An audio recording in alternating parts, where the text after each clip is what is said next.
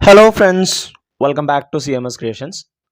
നമ്മൾ നോക്കാൻ പോകുന്നത് കാറ്റഗറി 3 മലയാളം ഒക്ടോബർ 2023 നടത്തിയ എക്സാമിലെ പാർട്ട് 2 ക്വസ്റ്റ്യൻസ് ആണ്. ഒരു 10 ക്വസ്റ്റ്യൻസും കൂടി. ഇതിനു മുമ്പ് നമ്മൾ ചെയ്ത വീഡിയോയുടെ ലിങ്കുകളെല്ലാം പ്ലേലിസ്റ്റ് ആക്കി നമ്മൾ ഡിസ്ക്രിപ്ഷനിൽ ഇട്ടിട്ടുണ്ട്, നിങ്ങൾക്കത് കാണാം.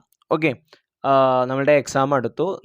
നാളെ മറ്റന്നാളായിട്ട് നമുക്ക് എക്സാമാണ്. എല്ലാവരും നന്നായിട്ട് എന്ത് ചെയ്യാം, പ്രിപ്പയർ ചെയ്യുക. അതിനിടയിൽ ഒരു വീഡിയോ കൂടി ബാക്കി ഉണ്ടായിരുന്നു, അത് ഒന്ന് അപ്ലോഡ് ചെയ്യണം. അപ്പോൾ wish you all the very best.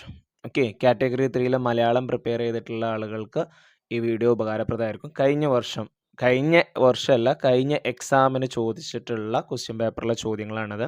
നമ്മുടെ കേട്ടിട്ട് മാത്തമാറ്റിക്സ് സിലബസ് ബേസ്ഡും അതേപോലെ തന്നെ PYQ ക്വസ്റ്റ്യൻസിൻ്റെ വീഡിയോസൊക്കെ നമ്മളുടെ പ്ലേലിസ്റ്റിലുണ്ട്, അതൊക്കെ നിങ്ങൾക്ക് കാണാം. ഓക്കെ, അപ്പോൾ എക്സാം നന്നായിട്ട് അടിച്ചു പൊളിച്ച് ചെയ്ത് wish you all the very best. നമുക്ക് ഈ ലാസ്റ്റ് വരുന്ന ഈ 10 ക്വസ്റ്റ്യനും കൂടി ഏതൊക്കെയാണ് നോക്കാം. ഓക്കെ,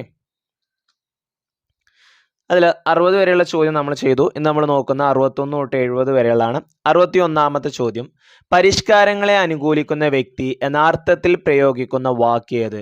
ഉത്തമർണൻ, ഉൽപ്പതിഷ്ണു, ഉത്കർഷപടു, പുരോത്തരൻ. ഇതിൽ ഏതാണ് പരിഷ്കാരങ്ങളെ അനുകൂലിക്കുന്ന വ്യക്തി എന്ന അർത്ഥം വരുന്നതെന്നാണ് ചോദ്യം. ഓക്കെ, അപ്പോൾ ഇതിൽ ഏതാണ് പരിഷ്കാരങ്ങളെ അനുകൂലിക്കുന്ന വ്യക്തി എന്നുള്ള അർത്ഥം വരുന്നത്? ഇതിൽ ഓപ്ഷൻ ബി ആണ് വരുന്നത്, ഉൽപ്പതിഷ്ണു. രണ്ടാമത്തെ ചോദ്യം, ജംഗമം എന്ന പദത്തിന്റെ അർത്ഥം ഏത്? ജലം കലർന്നത്, ചലിക്കുന്നത്, ഇളക്കാനാവാത്തത്, ജീവനില്ലാത്തത്. ജംഗമം എന്ന പദത്തിന്റെ അർത്ഥം ഏത്? ജലം കലർന്നത്, ചലിക്കുന്നത്, ഇളക്കാനാവാത്തത്, ജീവനില്ലാത്തത്.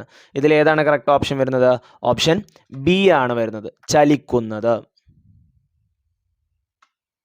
അടുത്ത്, താഴെ കൊടുത്തിട്ടുള്ളവയിൽ ശരിയായ പദം ഏത്? അന്ധകാരം, അന്ധകാരം, അന്ധകാരം, അന്ധകാരം. എല്ലാം അന്ധകാരം എന്നുള്ളതാണ്. ഇതിൽ ഏതാണ് കറക്റ്റായിട്ട്? നമ്മൾ ഇംഗ്ലീഷിലൊക്കെ കറക്റ്റ് സ്പെൽഡ് എന്ന് പറയില്ലേ, അതേപോലെ തന്നെ ഇതിൽ കറക്റ്റായിട്ട് എഴുതിയിട്ടുള്ളത് ഏതാണെന്നാണ് ചോദ്യം. ഏതാണ് ഇതിൽ കറക്റ്റായി എഴുതിയിട്ടുള്ളത് വരുന്നതെന്ന് പറയാൻ പറ്റില്ലേ? ഏതാ? ഓപ്ഷൻ ബി ആണ് വരുന്നത്.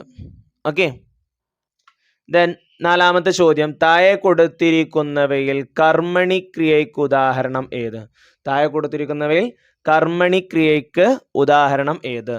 ബന്ധിക്കപ്പെട്ടു, ബന്ധിച്ചു, ബന്ധനം, ബന്ധിക്കട്ടെ. ഇതിൽ ഏതാണ് കർമ്മണി ക്രിയയ്ക്ക് ഉദാഹരണമായിട്ട് വരുന്നത്? ബന്ധിക്കപ്പെട്ടു, ബന്ധിച്ചു, ബന്ധനം, ബന്ധിക്കട്ടെ. ഏതാ വരുന്നത്? കറക്റ്റ് ഓപ്ഷൻ വരുന്നത് ഓപ്ഷൻ എ ആണ്, ബന്ധിക്കപ്പെട്ടു. ദെൻ അടുത്ത് വരുന്നത്, വ്രീള എന്ന പദത്തിന്റെ അർത്ഥം ഏത്? വ്രീള എന്ന പദത്തിന്റെ അർത്ഥം ഏത്? സൗന്ദര്യം, കോപം, നിഷ്ഠ, ലജ്ജ. വ്രീള എന്ന പദത്തിന്റെ അർത്ഥം ഏതാണ്? സൗന്ദര്യം, കോപം, നിഷ്ഠ, ലജ്ജ. ഇതിൽ ഏതാണ് വരുന്നത്? ഏതാ വരുന്നത്? വ്രീള എന്ന് പറഞ്ഞു കഴിഞ്ഞാൽ ലജ്ജ എന്നാണ് കേട്ടോ. ഓപ്ഷൻ ഡി, ലജ്ജ. ദെൻ ആറാമത്തെ ചോദ്യം, താഴെ കൊടുത്തിരിക്കുന്നവയിൽ നിയോജക പ്രകാരത്തിന് ഉദാഹരണം ഏത്? പഠിക്കണം, പഠിക്കാം, പഠിക്കട്ടെ, പഠിക്കണേ. നിയോജക പ്രകാരത്തിന് ഉദാഹരണം ഏത്? പഠിക്കണം, പഠിക്കാം, പഠിക്കട്ടെ, പഠിക്കണേ. ഏതാ വരുന്നത്? ഓപ്ഷൻ സി ആണ് വരുന്നത്, പഠിക്കട്ടെ. ദെൻ അടുത്ത് വരുന്നത്, ചുവടെ കൊടുത്തിട്ടുള്ളതിൽ ബഹുവ്രീഹി സമാസത്തിന് ഉദാഹരണം ഏത്? ബഹുവ്രീഹി സമാസത്തിന് ഉദാഹരണം ഏത്?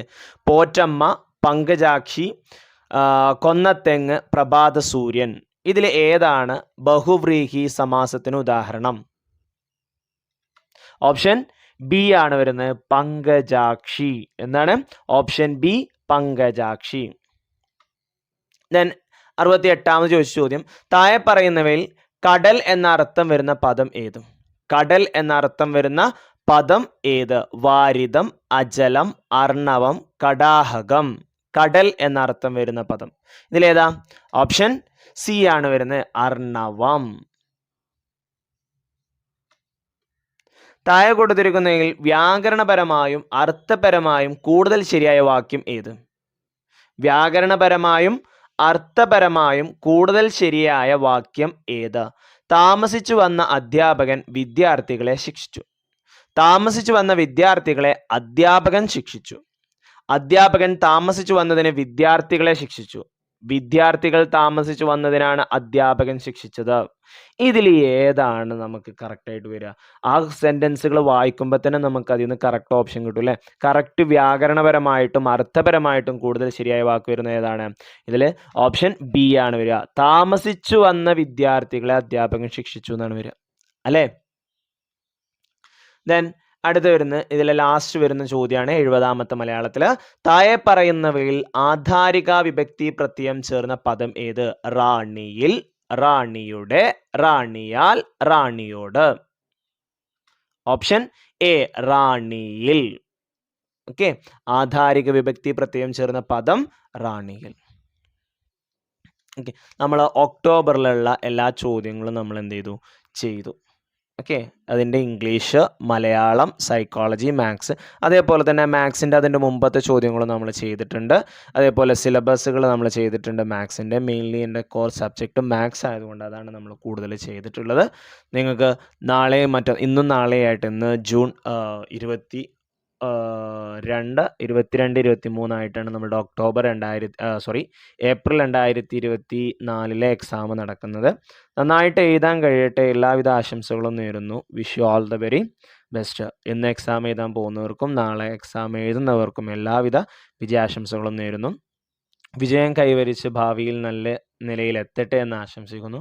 എല്ലാവരും നന്നായിട്ട് എഴുതാൻ കഴിയുക, നന്നായിട്ട് എഴുതുക. ഓക്കെ, പല ആളുകൾ പല പ്രാവശ്യമായിട്ട് ശ്രമിക്കുന്നവരുണ്ടാവാം. ഫസ്റ്റ് അറ്റംപ്റ്റ് ശ്രമിക്കുന്നവരുണ്ടാവും. ഫസ്റ്റ് അറ്റംപ്റ്റിൽ ശ്രമിക്കുന്നവർക്കൊക്കെ കിട്ടട്ടെ. ഇനി പല ആവർത്തി ശ്രമിച്ചവരുണ്ടെന്നുണ്ടെങ്കിൽ അവർക്കും കിട്ടട്ടെ എന്ന് ആശംസിക്കുന്നു. നമ്മളുടെ ജീവിതത്തിൻ്റെ ഒരു കടമ്പയാണ് അധ്യാപകരാവാനും വേണ്ടിയിട്ടുള്ള ആഗ്രഹത്തിൻ്റെ ഒരു കടമ്പയാണ് നമ്മളിന്ന് കടക്കാൻ പോകുന്നത്. അപ്പോൾ അതിനു വേണ്ടിയിട്ട് നന്നായിട്ട് പരിശ്രമിക്കുക. പരിശ്രമിച്ചാൽ വിജയം സുനിശ്ചിതമെന്നാണ് പറയുന്നത്. അപ്പോൾ പരിശ്രമിച്ചുകൊണ്ടേയിരിക്കുക. മുട്ടുവിൻ തുറക്കപ്പെടുന്നാണല്ലോ പറഞ്ഞിട്ടുള്ളത് അല്ലേ? അപ്പോൾ നമ്മൾ ഇങ്ങനെ മുട്ടിക്കൊണ്ടേയിരിക്കുക. അതൊരു നാൾ നമ്മളുടെ മുമ്പിൽ തുറക്കപ്പെടും. ഓക്കെ, തോൽവികളിൽ നിന്നും വിജയത്തിലോട്ട് മുന്നേറുക എന്നൊക്കെയാണ് പറയാം.